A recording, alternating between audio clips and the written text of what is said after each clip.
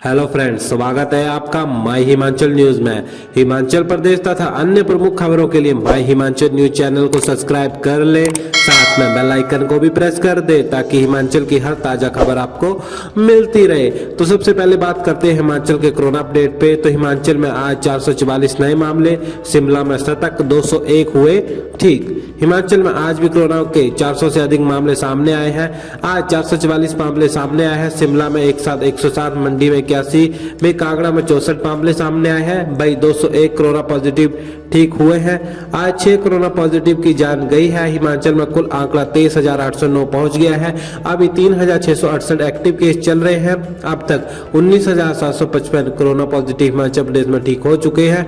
Corona death का आंकड़ा 355 के पार पहुंच गया है। शिमला में 107, मंडी में 81, कांगड़ा में 64, हमीरपुर में 44, कुल्लू में 42, सोलन में 38, बिलासपुर 22, चंबा 20, सिरमौर में 17, ऊना में 7, में किन्नौर में 2 मामले सामने आए हैं। इसी के साथ शिमला के 36, मंडी के 28, ऊना के 27, हमीरपुर के 25, बिलासपुर में कुल्लू के 15, कांगड़ा में सिरमौर के 13, सोलन के 9, चंबा में किन्नौर के 7, में लाहौल स्पीति के 6 कोरोना पॉजिटिव ठीक हुए हैं।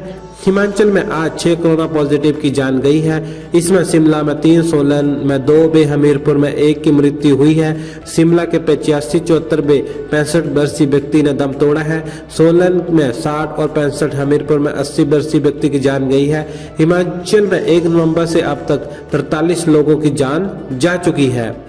दिवाली में डिमांड पर ही स्पेशल बसें चलाएगा एचआरटीसी। दिवाली पर हिमाचल पथ परिवहन निगम लोगों की डिमांड पर ही अंतर्राज्यीय रूटों पर बसें चलाएंगी। दिल्ली, चंडीगढ़, लुधियाना में हरिद्वार से अब तक एचआरटीसी के पास अतिरिक्त बसें चलाने की डिमांड नहीं पहुंची है। अगर लोगों की डिमांड आती है तो निगम दिवाली से 4 दिन पहले ही अंतर्राज्यीय रूटों पर बसों को दौड़ाएगा। हालांकि पिछले वर्ष दिवाली पर लोगों को अपनों के पास घरों तक पहुंचाने के लिए एचआरटीसी ने 18 बसें अंतर्राज्यीय रूटों पर चलाई थी। इन्हें डिमांड के अनुसार ही चलाया गया था, लेकिन इस बार ऐसा नहीं हुआ है। डिमांड न आने पर एचआरटीसी लॉन्ग रूट की बसों को नहीं चलाएगा। वहीं दिवाली में लोकल रूटों पर निगम का विशेष फोकस रहेगा।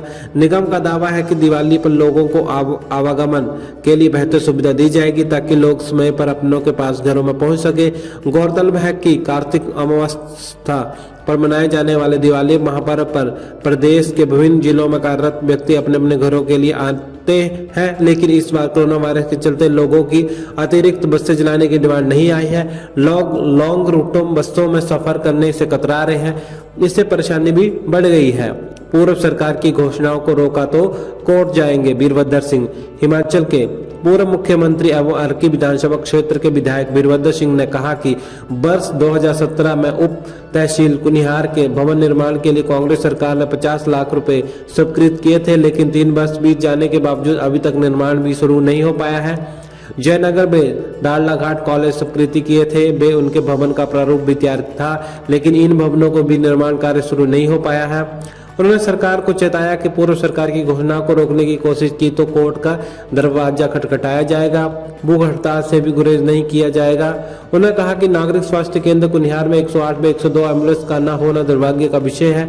एक सवाल के जवाब में वीरभद्र ने कहा कि पंचायती राज चुनावों में किसी भी पार्टी का दखल नहीं होना चाहिए। पंचायत चुनाव स्वतंत्र रूप से लड़े जाने चाहिए। इससे पूर्व वीरभद्र सिंह स्वर्गीय महाराज पद्म देव सिंह मेमोरियल स्टेडियम तालाब में चल रही क्रिकेट प्रतियोगिता में भाग ले रहे खिलाड़ियों से भी मिले।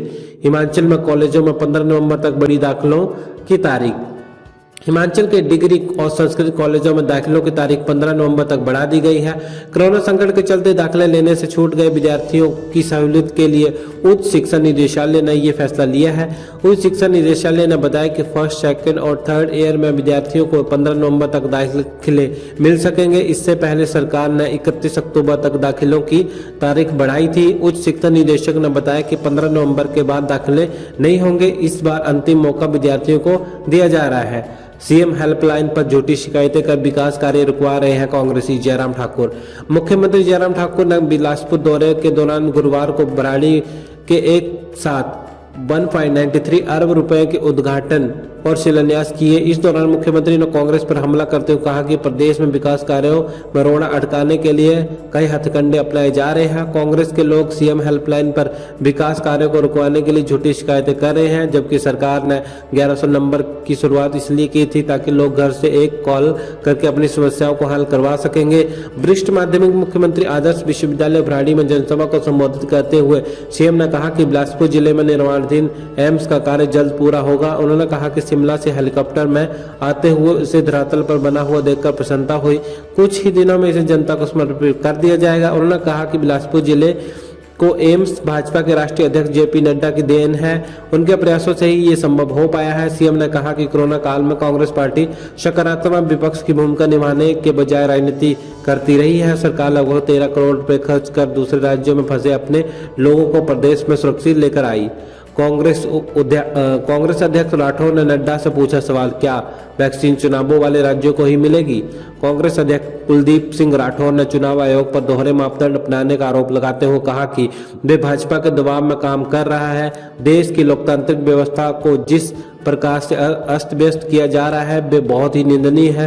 राठौर ने भाजपा के संकल्प पत्र में शामिल कोरोना वैक्सीन बिहार में निःशुल्क देने की घोषणा का आदर्श आचार संहिता का सीधा उल्लंघन बताया है।